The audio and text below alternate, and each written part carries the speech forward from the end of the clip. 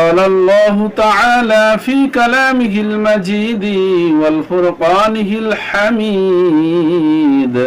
أعوذ بالله من الشيطان الرجيم بسم الله الرحمن الرحيم قل إن كنتم تحبون الله فاتبعوني يحببكم الله রব্বুল আলামিন বলেন, ও বান্দা, যদি তোমরা আল্লাহ তাআলার নৈকট্য অর্জন করতে চাও, আল্লাহ তাআলাকে ভালোবাসতে চাও, সর্বপ্রথম তোমার প্রিয় নবী হযরতে মুহাম্মদুর রাসূলুল্লাহ সাল্লাল্লাহু আলাইহি ওয়াসাল্লামের ভালোবাসা অর্জন করতে হবে, রাসূলের অনুসারী হতে হবে।